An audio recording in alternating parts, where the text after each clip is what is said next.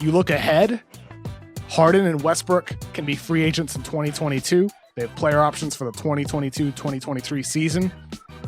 If things go sour, if they hire the wrong coach or the team doesn't get better, they get swept early in a playoff series. What happens? Does Harden want out? Does Russ want out? Do they just walk? Suddenly, the Houston situation could be going down a bad path.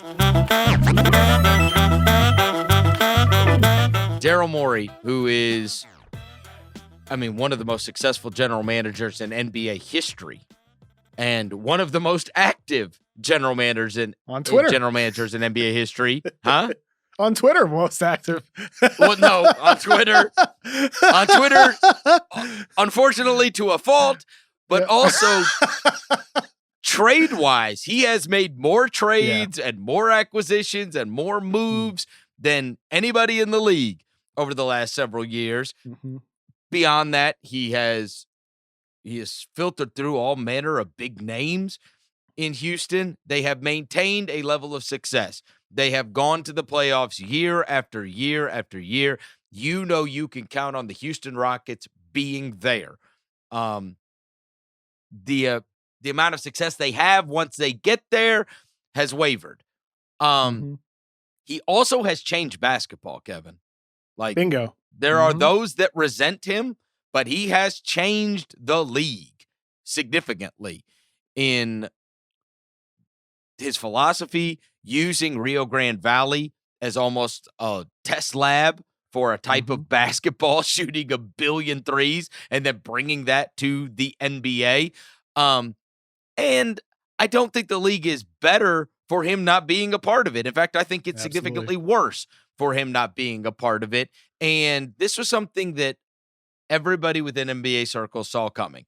Once that tweet went out, in fact, honestly, once Tillman Fertitta bought the Houston Rockets, it was going to be a different deal, right? Because that was not the owner that Daryl came in under. Then you have compound that with the tweet that cost, according to Adam Silver, upwards of $400 million. And then you have the whole Russell Westbrook trade, which it's always been bandied about might not have been his decision. It wasn't. There's been so much that was a James stuff. Harden decision. That was a Harden decision, period. Harden didn't want to play with Chris Paul. He did want to play with Russell Westbrook. And if you don't make that trade, then James Harden wants to go. So Daryl had to make that deal. And I'm just saying, Kevin, under any other circumstances other than what has taken place over the course of the last calendar year, this is stunning news. And instead, when that news came out today, you could have knocked me over with a feather. I did not think Daryl Morey was going to continue to be the Houston Rockets general manager. In fact, I think you and I referenced that just a few weeks ago on the show. Yeah, you know what? With Daryl, ever since he got hired in 07-08, they've had the second highest win percentage in the league, right behind the Spurs. They have built winning teams. They pushed the Warriors to the brink, went to a Game 7 against one of the greatest teams of all time. And if it weren't for Chris Paul, hurting his hamstring, maybe they win that series and maybe they go all the way to the NBA Finals and win it. They never, reached the mountaintop, but Daryl is somebody who I will always respect for building winning teams and innovating the game and pushing it forward. And at a time when everybody was talking about, the Warriors, they got KD, you wait out this dynasty? Daryl and the Rockets were like, no way. We're going for it, and they did. They made the trade for Chris Paul, of course. They made the trade for Westbrook. They made all these other transactions, tried going with small ball and everything else. They went for it and did everything that they could. It just didn't work. But with Daryl, I hope, despite some of the stuff this past year, he's able to get an opportunity. I hope, I think he would immediately go to the top of the list for any team that might have an opening for a guy to run their front office. It's just a matter of, like Woj reported today. Is he going to want to go back, or is he going to want to take a step back for a little bit of time and spend time with his family and maybe do some media? I don't know what Daryl's plans are. I would love for him to do stuff with the Ringer or anywhere else. I think Daryl would be a media superstar. He would be awesome. I think no matter what Daryl does, Daryl's a good guy, and he always seems to find a way to enjoy what he's doing. And I wish him luck with whatever he does moving forward. But for Houston, with Fertitta there, they've had a coach willingly leave within the past month, and Mike D'Antoni. They had Daryl Morey willingly leave just today. And then there was the report that their preferences at head coach are John Lucas, who would come off, who was an assistant coach there, or Jeff Van Gundy. I mean, full disclosure here, Fertitta is cheap. And John Lucas, or even Van Gundy for that matter, are probably two of the cheaper options on the market, specifically John Lucas. And John Lucas could be a great coach. And it was reported that Harden likes him, Westbrook likes him, and that's important. That's a big part of it. But an owner that was unwilling to go into the tax, an owner that was unwilling to spend big money, an owner that has experienced, unfortunately, like many people across the country, but a billionaire owner has experienced some hardships in his own respective way this year, is also seeming to maybe trim.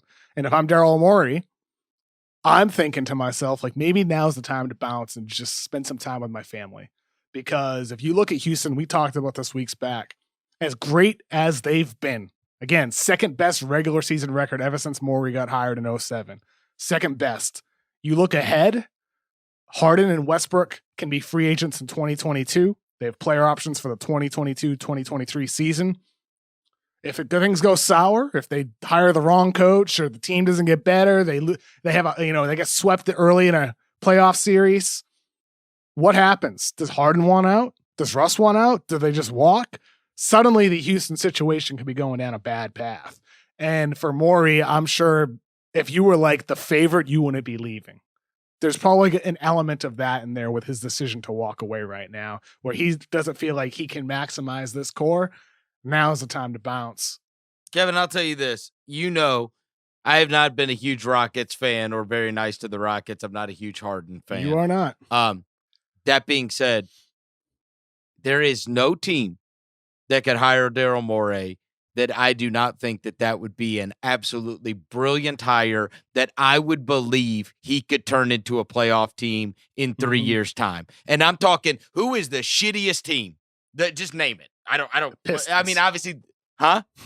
Pistons. Who? I mean, like Pistons. I mean, maybe, it was the Knicks, right? Yeah, I mean, like a team that doesn't really have anything right now. Yeah, the Knicks at least have some draft picks. Charlotte is the team that, like, Charlotte. Yeah, they're in a bad spot right now, right? Charlotte's got PJ Washington. I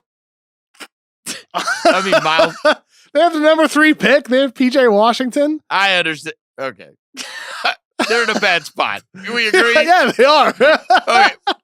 When your answer is they have PJ Washington, the 14th pick 2 years ago, not a great spot. They get the 3rd pick. I'm not arguing who's in the worst position. There's a couple teams in bad positions. Fine. But if Charlotte, Detroit, New York, whatever it might be, Daryl would be a guy that you would want. Within 3 years' time, Charlotte would be a playoff team in the Eastern Conference and maybe a top 5 seed. That's how much I believe in him as a general manager. I believe that.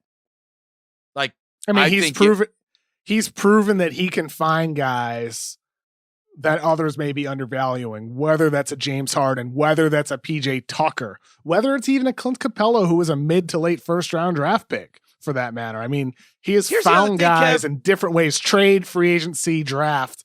Hey, and here's the thing that he doesn't get credit for. It is hard to stay good.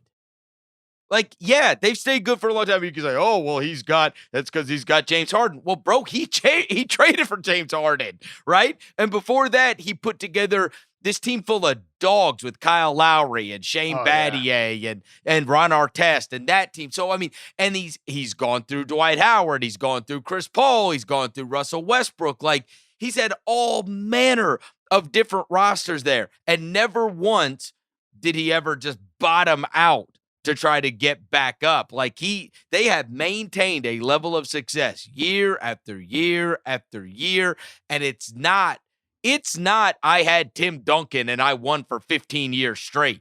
He's had all kinds of different players. Yeah. And had a winning franchise under the his last year leadership. Rick Adelman coached in Houston, 2010, 2011. Just some of the names in that roster: Kyle Lowry, Goran Dragic, Kevin Martin, Courtney Lee, Shane Battier, Luis Scola, Patrick Patterson, Jared Jeffries, Chuck Hayes, Jordan Hill, Brad Miller. Yao Ming played 91 minutes that year. It was near the end.